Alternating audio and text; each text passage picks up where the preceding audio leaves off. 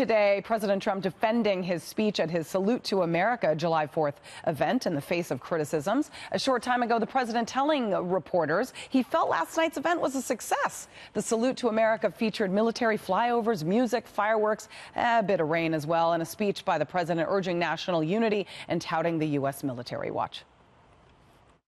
We come together as one nation with this very special Salute to America. We celebrate our history, our people, and the heroes who proudly defend our flag, the brave men and women of the United States military.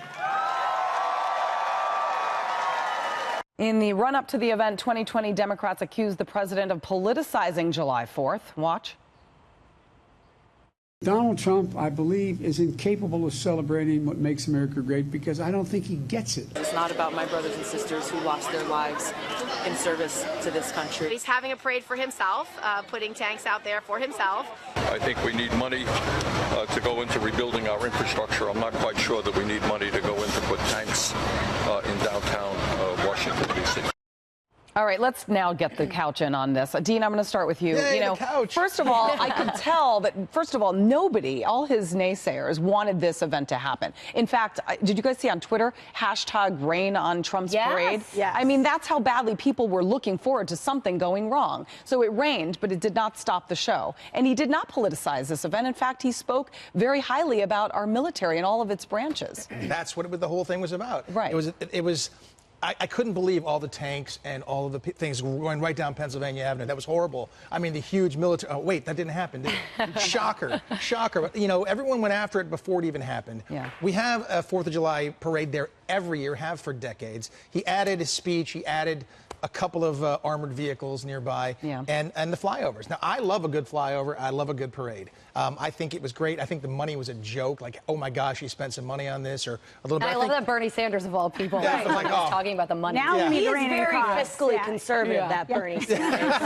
Exactly. So I thought it was fun. It was great to see those aircraft, and a lot of people never see those aircraft. I fortunately get to do a lot of things with our military, so I get to see them. They're unbelievable. It's impressive. I think it's great. And he really made it about our men and women, our first responders, our military. That's a great point, Carly. You know, first of all, the men and women in this country that are serving must have been so thrilled that they had that kind of representation. Not only that, but for recruitment purposes, I think this is great because there is a time where recruitment is low, and this is the kind of publicity that our U.S. military needs. What better stage? And I love that he included the line about recruitment. I thought that was so notable and critical. There was not one single thing about this speech that was about President Trump, despite the fact that all the Democratic presidential candidates said that it was going to be about him. It wasn't.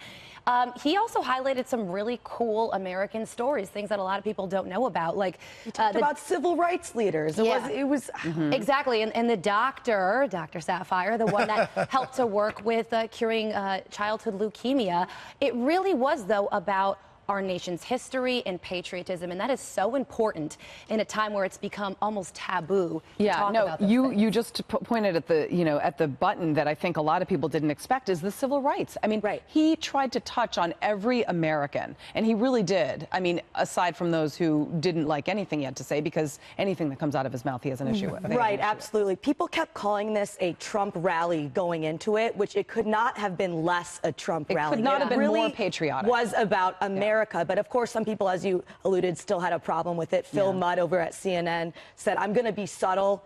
I hated it." How? That's what he said. He hated it because he said it focused too much on the military, not enough on American ideals. Well, guess what? We have American ideals because of the military. That's why we have American ideals. From military. I mean, come on, guys. And by the way, because POTUS gives a speech on July 4th, that does not equate to a campaign rally, okay?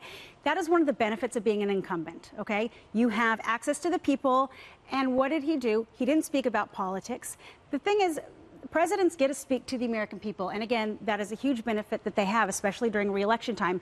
But for some reason, people want to tear him apart and make everything that he does be political, whether he's being partisan or not. And he really did not. He talks about unity more than anything else. So if you're talking about who politicized the speech, I would venture to say it was the Democrats, because the president was speaking to all people. Democrats were saying one that nation, it was come together. Yeah, they were attacking President Trump for political purposes. Some people, though, would argue that, anytime that the president speaks, it's inherently political. political. I mean, because he is out there campaigning like nobody's business, and everybody knows. I mean, President Trump campaigns like no other candidate. And then he did also talk about immigration, and then he praised ICE for its work on the border, which obviously is a very divisive political issue for the Democrats and the Republicans. I want to play a clip of that where he praises ICE during his July 4th speech.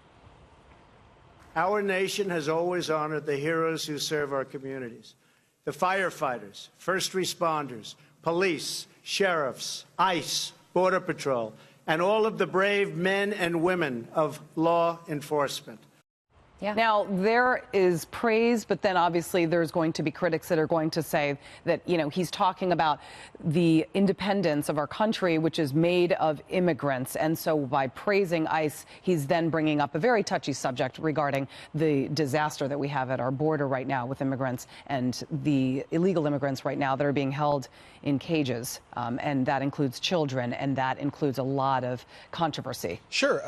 But I mean, you know, 3 weeks ago was a manufacturing crisis. Now it's a humanitarian crisis. I mean, anything he does is going to be criticized from the other side. But the whole point is he was thanking and giving a big nod to military, first responders, firefighters, everybody, and that's the right thing to do on the 4th of July. Yeah, it's going to be perceived by somebody political, but I think that's just ridiculous. I mean, he was paying respect to all federal employees and everyone who works for our government and everyone who helps keep our government and our country safe, and that, of course, includes ICE. Yeah. Especially they've taken such a brutal last couple of weeks with AOC and her tweets and everything. I think he is there to reiterate he supports everyone who is trying to protect America, and that includes immigration, ICE, CBP.